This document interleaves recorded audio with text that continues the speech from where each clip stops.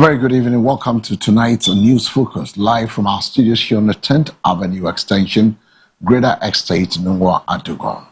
My name is El Samuels, and I'll be with you between now to 10 p.m. and also give you the opportunity for us to get interactive. It's Friday, the 6th of February, 2026. Now, let's start with some snipes of summaries of some stories that has made headline from politics and government.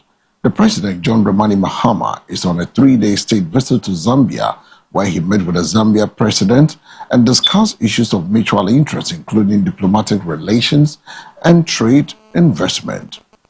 The Vice President, Jane Nana Opoku-Agyeman, has stressed the need for Africa to unite and warned that fragmentation could slow the process of the African Continental Free Trade Area. Government is set to rename Kotoka International Airport to Accra International Airport, sparking controversy. In economic and business, Ghana's inflation rate has dropped to 3.8%, the lowest in 5 years. Government has secured a trade lifeline with the U.S. AGOA renewal.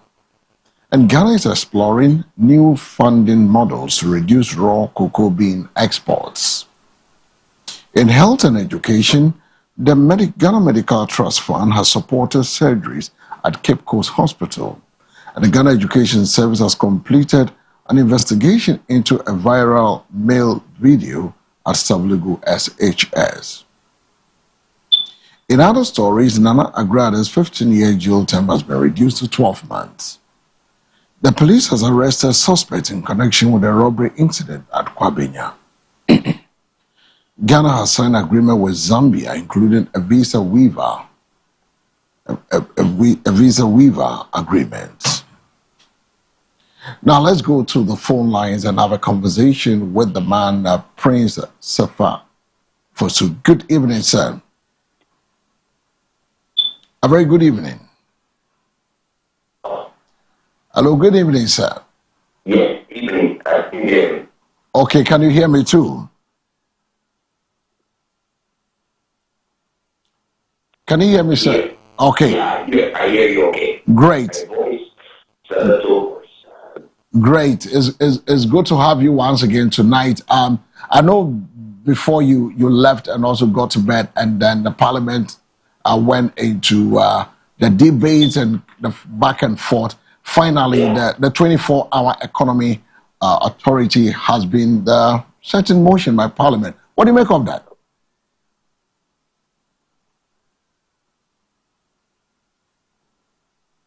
Hello? Hello? Well, I think PCR, if you could raise him on another line, we're having difficulties to get Prince Fosu Sefa, the former CEO of GIFEX, speaking with us. We want to look at the Parliament approved the 24-hour Economy Authority Bill. The bill has been approved by Parliament. Hello, can you hear me now? Great. I was asking that, what do you make of the approval of the 24-hour economy bill that was passed in Parliament today? Yeah, well, it's kind of my priority that government has. Most these days would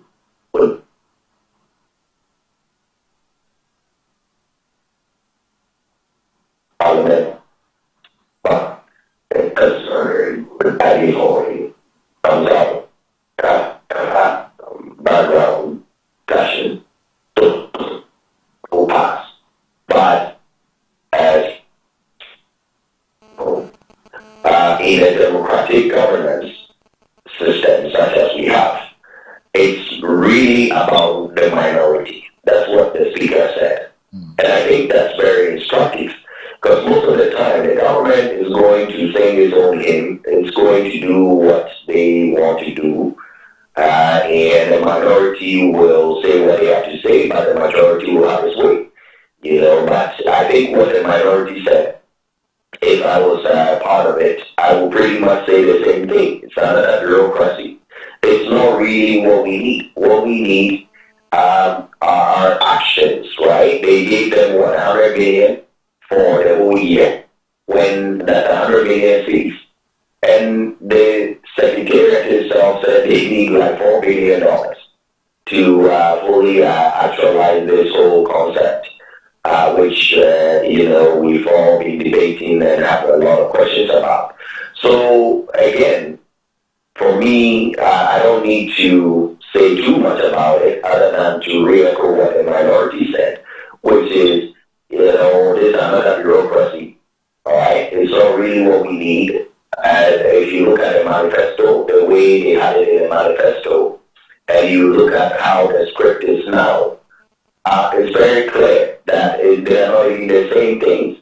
So when NDC was selling this as a big seminal project that was on almost all billboards that they had throughout the campaign, they didn't have this well thought out, right? Such that you say that people are going to have 3 shifts and 3 jobs and all that, and the various agencies that were going to hire all these youth, they were all stated, some of them were even stated in the manifesto.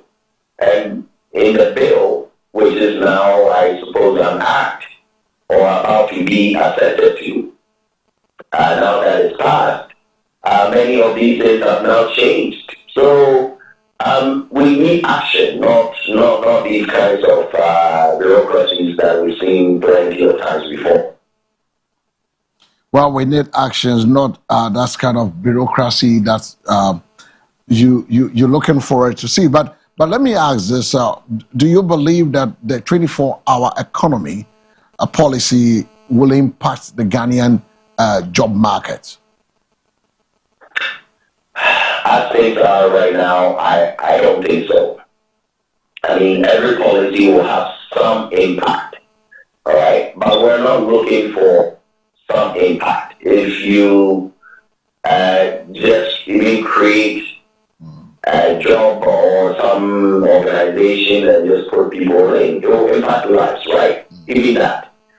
But the key question is real impact, lasting jobs, good quality jobs. Those are the things that we are really looking at. And for me, I personally never believed in the 24-hour economy concept. All right? I've heard some countries have 24-hour economy, but it's not a policy. Okay? What it is that it's an end result of certain steps, strategic steps that the government will take. Because remember, it's demand that really engenders supply, not the other way around, right? So what the focus should be is what are the enabling environment. And those are the things that the GIPC and the Trade Ministry, the free zones, and all those agencies are already there to create an enabling environment. Now we've added this authority, and they are also supposed to create an environment almost like duplication of efforts, right? So if they go out and they are able to come up with certain ideas that can boost industry, boost the private sector, it will be those people, which basically is to create an enabling environment. It wouldn't be anything different, and it would certainly be this 24-hour economy as they sold it to Ghanaians. Well, but just picking your thoughts on this, I know we'll come to our main conversation that has to do with the flag bearer you supported. But let me pick your thought on the cocoa issue that has also become one of a turning issue in the country now, because Cocoa Board says they've released 620 million to license buying companies, the LBCs, in February 2026 to settle outstanding payment to cocoa farmers.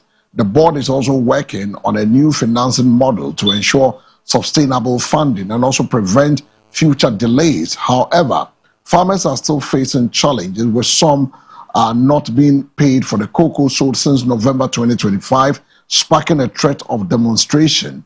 The minority in Parliament is also calling for immediate payment of outstanding amounts, citing severe hardship for farmers. And the Cocoa Board CEO, Randy Abe, has acknowledged the issue and has assured efforts are underway to resolve it. Now, how would the new or what measures is government supposed to take to address this cocoa sector funding challenges? Yeah, so we had some discussions about this this morning. Yeah. Since then, I've had even more information. For example, I had the opportunity to listen to the Honorable Michael Adu from Oferu. And he was on age. His father was the CEO. And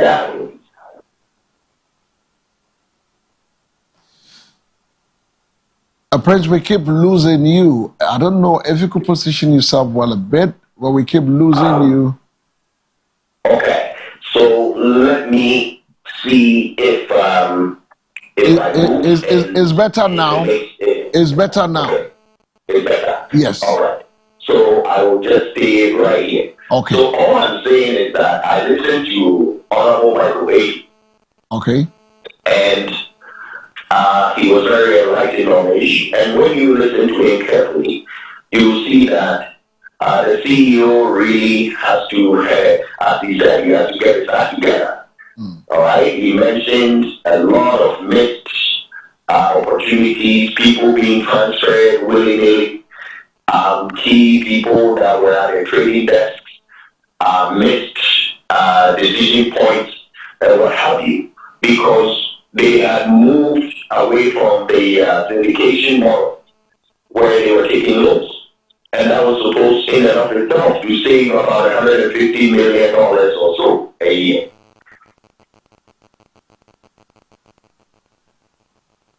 Hello? We keep losing Prince along the I think it comes and goes. It comes and flips. Let's do the call one more time. So I'll have you call me and I'll try one more time. Okay. So maybe we can take PCR if you could do me an honor by raising him on another line, and then we can pick it up from there. Okay, thanks. So we've been talking to Prince Afosu Assefa, the former CEO. GIFEX are sharing his thoughts with us. You can also call us on 053-715-863. Send a message when it's time to go for the phone line. We open the phone line, we get interactive.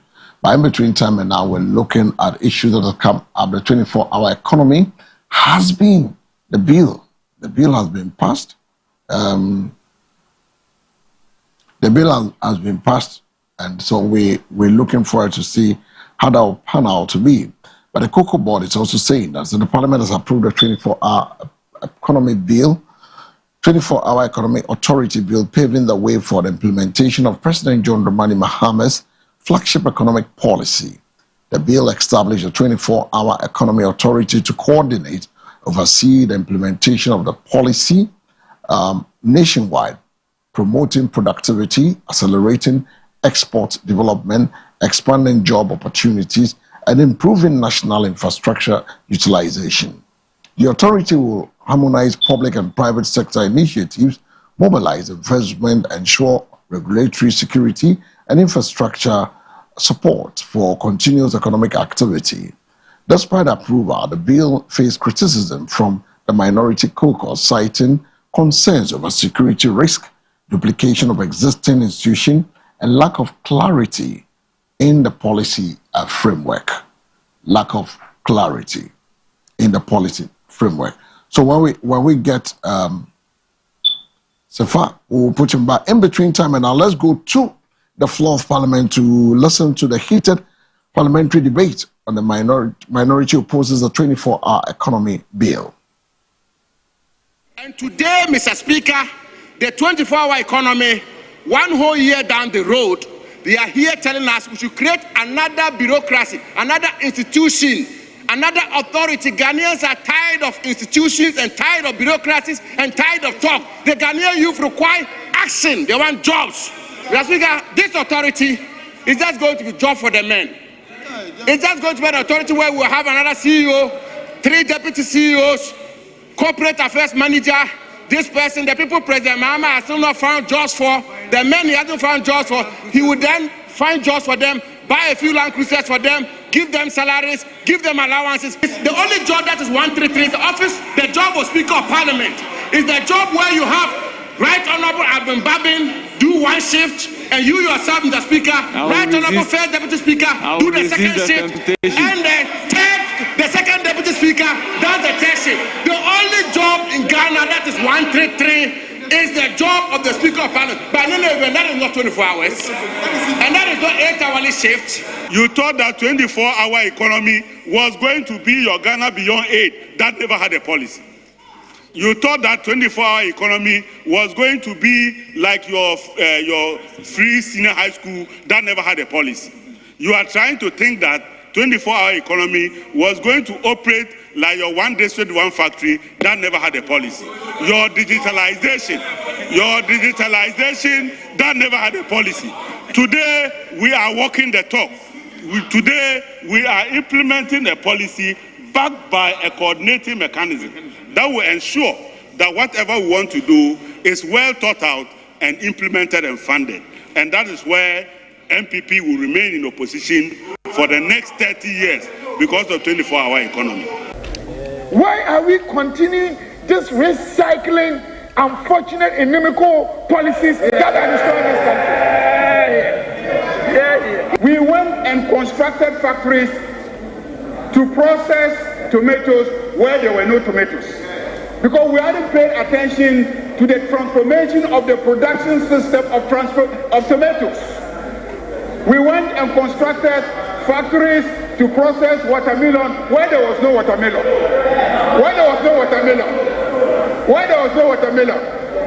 Because we hadn't paid attention to the production system transformation.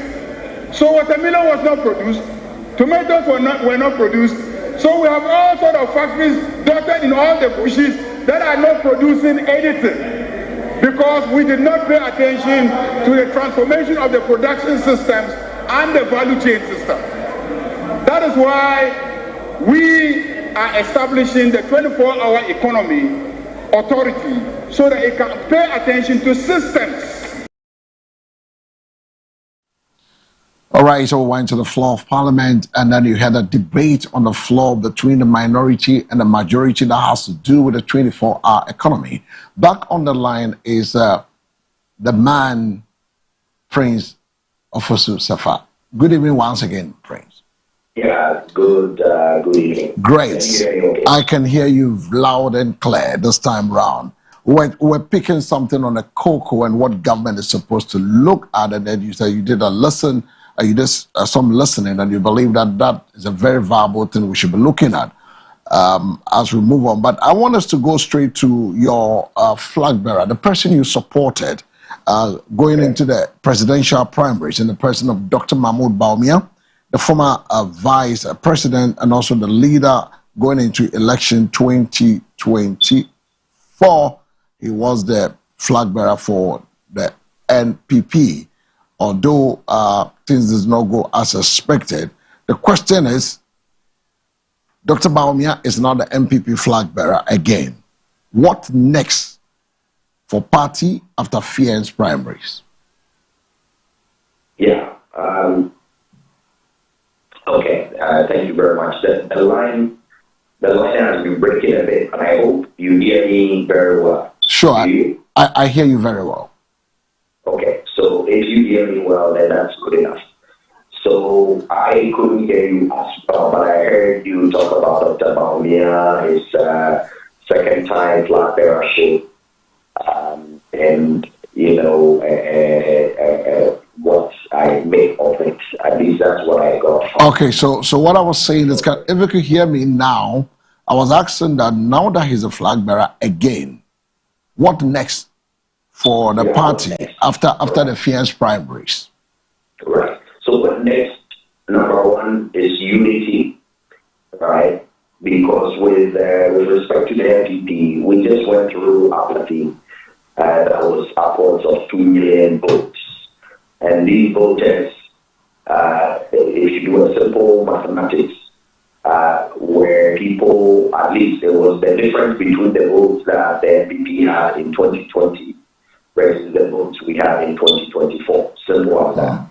And when you do that simple math, you see that our votes dropped by at least 2 million. And if you also factor in even some normal population growth, we should have had anywhere from 2.1 to 2.2 million just to be at the same spot as we were in 2020.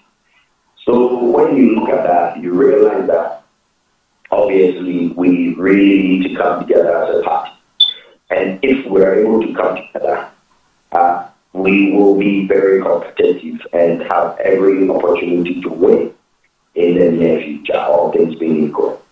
So that's the key focus for the flag bearer. He's someone who just won I think it's called the African Development Council. And they awarded President Mahama recently, and they've awarded Dr. Bawumia as the most peaceful and tolerant leader in Africa. So he's the kind of person who has what it takes from just his own temperament and his style to be able to really weather some of the challenges that come from a very competitive election such as we have, and get over that, make sure that we come together, make sure that we're not into vindictiveness or any kind of vengeful activities. We don't need any of that.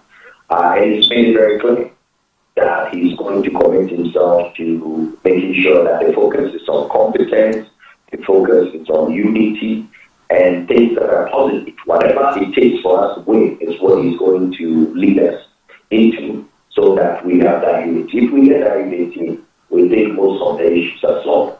In terms of other things, what is next? Obviously, he's also someone whose ideas are becoming more and more in vogue in our body politic.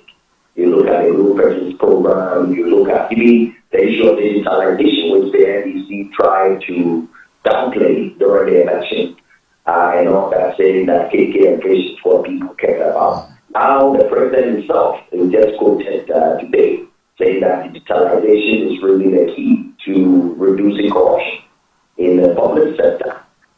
These are most of the things that he has been working on. He's written books about them. He has led, he's been the biggest promoter, and he has been adjudged virtually by everyone objective that he has been the most impactful and most effective vice president ever. Yes, we had some crises in the second term that seem to have touched on his credibility a little bit. But when you actually look into that, you realize that that was in many ways a crisis-driven thing. And not only that, he still distinguished himself in terms of his accomplishment, working on the Ghana card, working and promoting the interoperability, saving $1 billion for Ghana, and all that, where he could have just probably engaged in some kind of kickback or something like that, as some people do in other jurisdictions and in other situations. He saved the money for Ghana, and he did a great job at that. You look at drones. We just had somebody in Nigeria die because she couldn't get an antidote for a snake bite. Okay? If these things are working and fine-tuned and not being messed up like the NDC has already started doing, I've heard they shut down about half of their drone sites already, instead of making it better and perfecting it. That life could have been saved.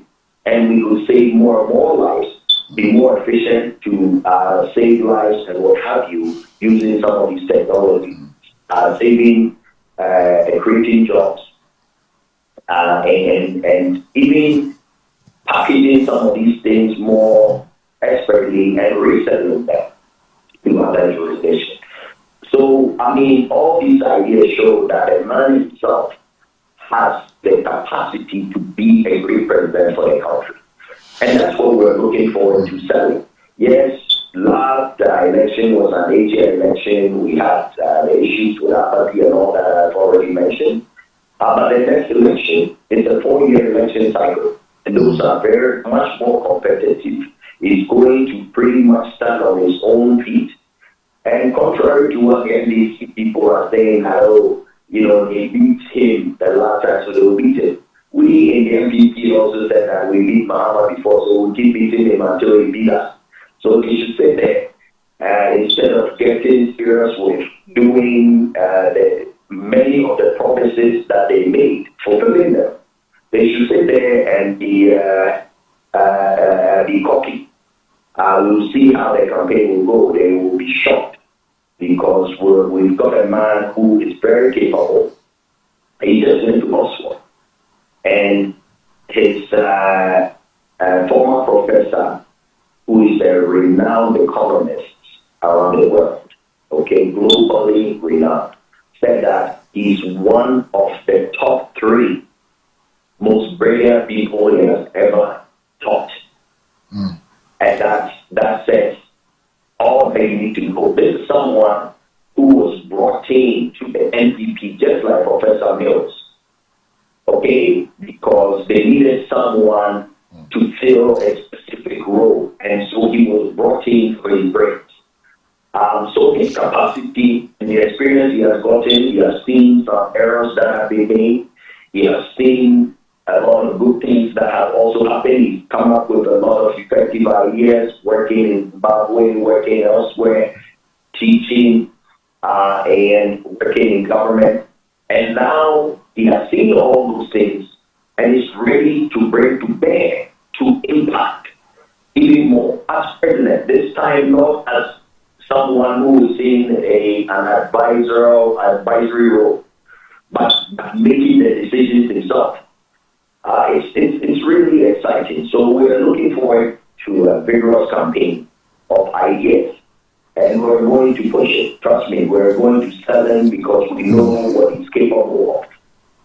And we look forward to selling this time to Ghanaians up, beyond the 8-year age, beyond the disappointments of some of our own party members who now are looking at the NDC.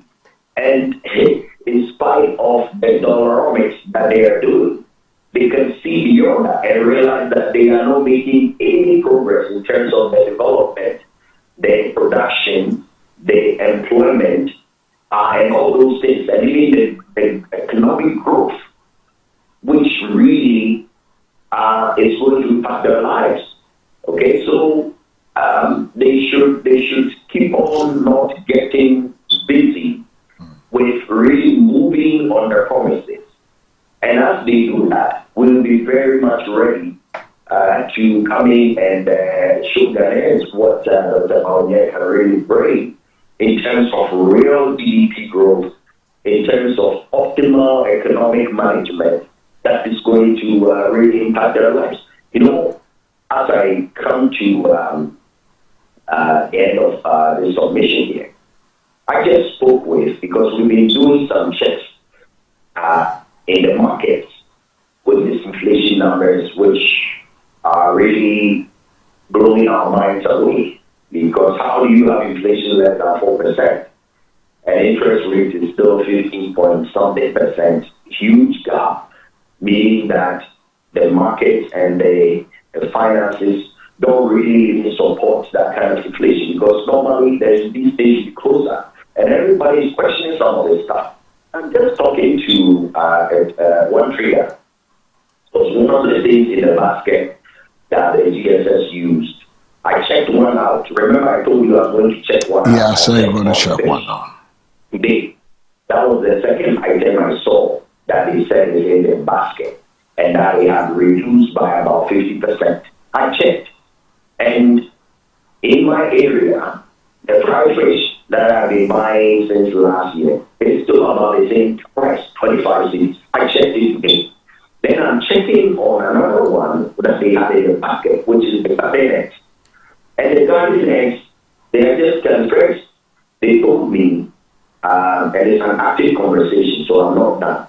But they already told me one of the things that is really depressing the market is that it's it's like people are not buying.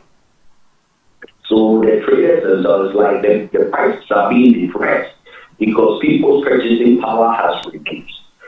See, so the NDC feels like they're having all these great numbers, but they need to understand if these things don't translate into impacting people's cost of living, purchasing power, their employment, and all those things. At some point, those numbers are not really going to get the job done.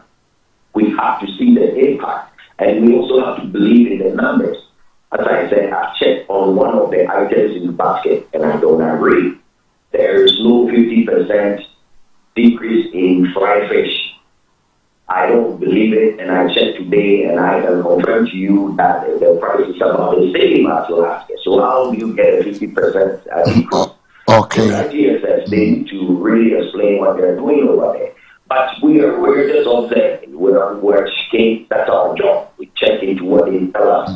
We're the opposition party. So keep trying to get the facts out. And we will prepare our own party because we have a lot of work to do and prepare our own programs that will be attractive to Ghanaians, especially to our own supporters who, as I said, if they come back to the party, we are going to win 2028. All right. Thank you so much, Prince, for spending time with us tonight. All right. Thank you. You're welcome. Have a good night. Right. We've been talking to bye-bye. We've been talking to Prince Ofosu Safa. He was a former Givers CEO.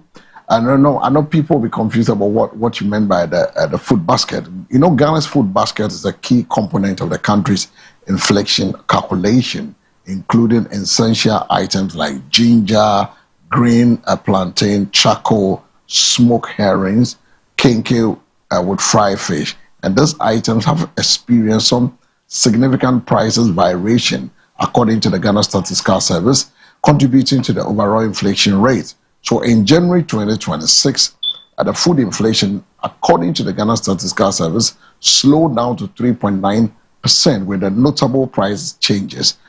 Ginger was 72.3% increase, green plantain 67.9% increase, charcoal 53.7% increase, smoked herrings 12.4% increase, fresh tomatoes 42.5% decrease.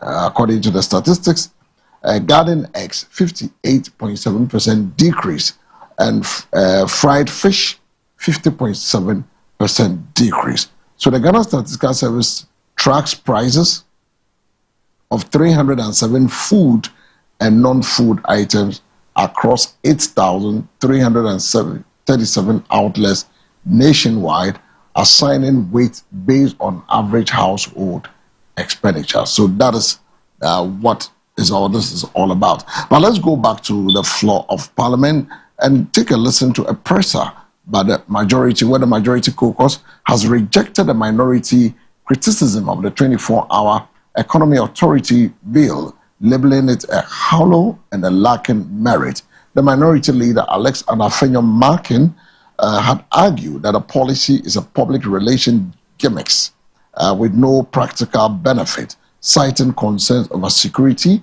and duplication of existing institutions.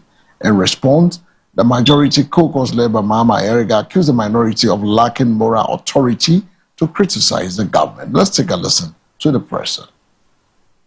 We have a lot of institutions that are already overlapping, that are already duplicated in terms of functions and structures. We already have all of them. Why are they trying to set up another one? Are we not tired of abusing and misusing state resources in the name of politics and creating jobs for the boys? Is it what we want to do for Ghanaians? The young people out there, look at them. Only a few of them even get jobs to do. Why are we continuing this recycling unfortunate inimical policies that are destroying this country? You need to coordinate all those activities that you need to create the enabling environment for those agencies and institutions to be able to implement 24-hour economy. And that is what we are going to do. And you are beginning to shiver because somehow you thought that You thought that 24-hour economy was going to be your Ghana Beyond 8 that never had a policy. You thought that 24-hour economy was going to be like your free senior high school that never had a policy. You are trying to think that 24-hour economy was going to operate like your one district, one factory that never had a policy. Your digitalization that never had a policy. Today, we are walking the talk. The best conclusion I can say about this is much ado about nothing.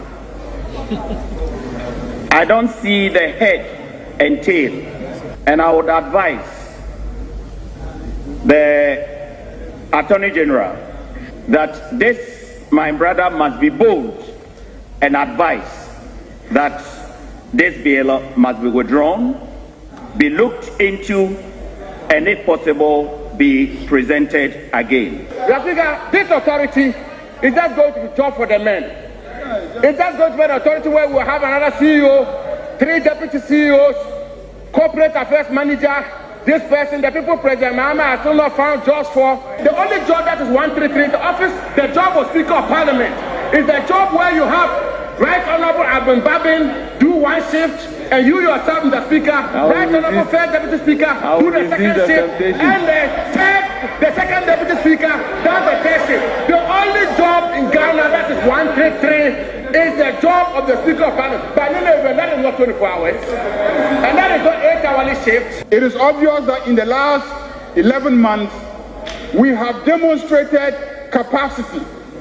We have brought inflation down to 0 digits. We have reduced interest rates. We have reduced the debt. The debt to GDP has reduced drastically.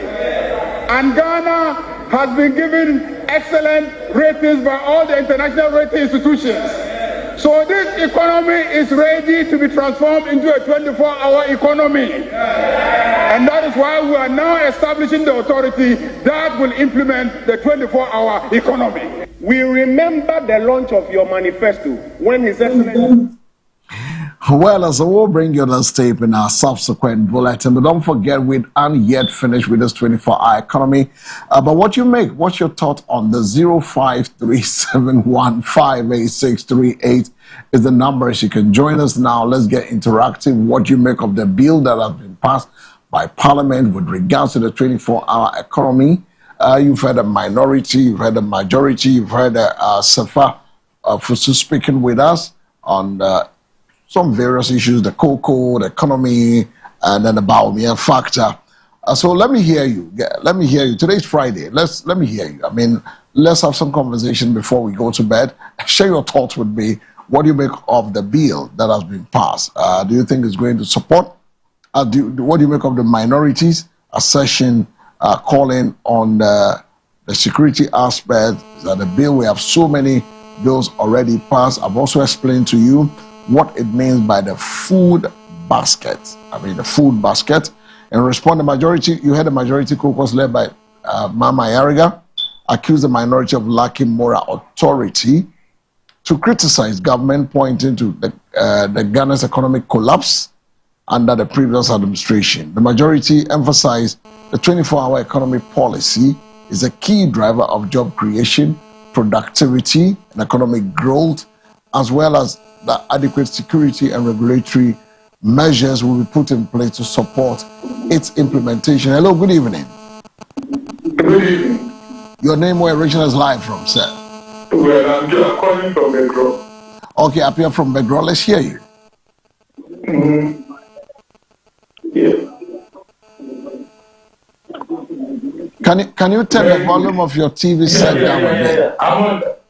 I'm not hearing myself. All I'm saying is that I think this the majority is on course. So the bill being passed by the majority is very good, because within 1 year, a frame of 1 year, you can satisfy what the NDC is doing compared to the previous government. I think this bill is very good. It's very good for us, Ghana. Thank you. Thank you so much for making it snappy. If you call 30 seconds, 60 seconds, let's go. Thank you, our brother from Begro. joining us. You can also join us. 053-715-8638 is the numbers. The bill has been passed by Parliament, paving the way for establishment of the 24-hour Economic Authority, which would coordinate public and private sector initiatives to promote round-the-clock economic activity. Hello, good evening. Right, yeah, boy, let's hear you. Yeah. For me, I think that the 24-hour activity should be reality, but it has to be built. It has to be employed. Should be any offices just to employ directors and deputy directors. I believe that there are plans that can build countries to employ the youth. So I think that looking at the sugar factory that we've been having, I think that we have more practical and just having a 24-hour on paper. I believe that doing that it will help the economy to grow. We should be relying on the factory rate where the city is appreciated. How long can it take us? I believe that the government should be good enough to get our factories for the youth. Thank you very much. All right, thank you so much, Ibuah, for also joining us, adding your voice. 053-715-8638, Descending Minds. What are the expected outcomes of the 24-hour economic policy, and how would they be measured? Those are a question that we need to ask ourselves. 053-715-8638. And numbers also between Afrobani Rocha 053-715. The 24-hour economic policy, its aims is to stimulate economic growth, create jobs, and also improve productivity in Ghana. The expected outcome include production transformation that is boosting manufacturing of goods and services with a focus on agriculture to ensure food sufficiency. Supply chain and market efficiency is one of the things, developing a country's value chain to achieve greater productivity and expand output in industries, promoting export-driven economy. And then the human capital development, changing the mindset of Ghanaian workers, minimizing bureaucratic bottlenecks, and promoting optimal productivity. So the policy will be measured through various indicators, which include job creation, employment rates, economic growth rate, inflation rate, increase in productivity and output in key sectors, improvement in Ghana's global competitiveness. So the government plans to establish the 24-hour economic authority is to oversee the implementation of the policy and ensure its success. 053-715-8638. 053-715-8638 is the numbers. You can call us for a few more minutes and then we will be saying bye-bye to you. Hello, good evening. Hello, good evening. Please, when you call, lower the volume of the radio set, your TV set. Hello, good evening. I'm calling from Power. Okay, let's hear you. Yeah. The 24-hour economy is good and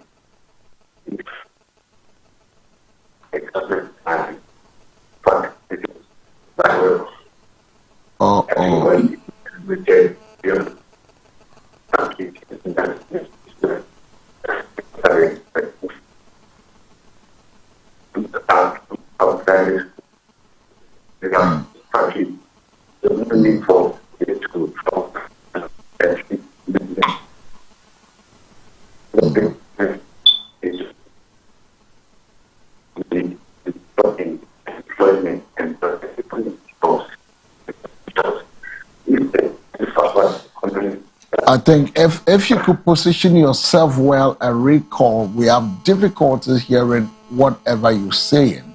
So if you can call us back and then reposition yourself well, that will be fine with us. We having difficulty, we could hear a single thing you say. 053-715-8638 is the numbers. You can also add your voices. The bill has been passed. Interesting times await us. And I know there's a lot of issue that's been raised into it. Others have raised specifically security matters, where government plans to address potential security concerns and infrastructure challenges through several measures. The security arrangement government will expand police visibility and community crime prevention programs and collaborate with the private sector to develop security plans for nighttime activity hubs. When it comes to the big push infrastructure development program, will provide reliable energy, morning transport and logistics to support the continuous economic activity. A 24-hour economy authority will be established, and that is what has been done. The bill has been passed, and they will ensure regulatory compliance and provide incentives for businesses. Then we have the universal street lighting, where government plans to resume the universal street lighting program to improve visibility and safety. Public-private partnership, the PPP, where government will encourage public-private partnership. Hello, good evening. Your name, where region is live from? Yeah, I'm calling you. Okay, so now let's hear you. Yeah. What I was saying was that the welfare economy is a very good quality, and it can only be a good quality if Ghanaians benefit from it by way of the government building factories and employing the youth so that they will not be traveling outside this country to seek enough passes outside. I think that the Mama administration has the intention just to reduce unemployment rate. They are food financial to spread the city is appreciating against the dollar and the inflation is at a single digit. I think that it is good patch. Ghanaians want to fill it now, okay. Want to fill it by law, getting jobs. I think that should be the main focus. The focus should be the creation of jobs for the youth. The don't forget when we talk about, it shouldn't be on paper, it should be about the building offices. It's about building industries where we can manufacture our own goods and export them. I believe that with that, we will be able to reduce the unemployment rate we are experiencing in this country. If you look at Accra, people are just moving about because they have nothing to do. Okay, I believe that looking at the people living in Accra, and you have the village should not build in Accra. It should be scattered around the country. They're going to be that one region, a half project. The land that we have far land where the government can build factories. And okay. The Accra can be congested. Thank you very much. Thank you very much for joining us on tonight's News Focus, live from our studios here on the 10th Avenue Extension, Greater Estate, Nungua Adogon. Well, tonight, let's focus making progress, chasing dreams and living life to the fullest. Ghana's 24-hour economy is gearing up, and we are part of something big. My question is, what is your goal? Let's crush it together. And that's how to put the brakes on tonight's edition. The weekend, the Friday is here. News Focus tonight.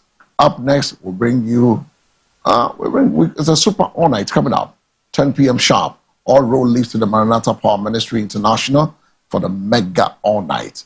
Be part of the Friday Mega All-Night service. This and every Friday, 10 p.m. sharp.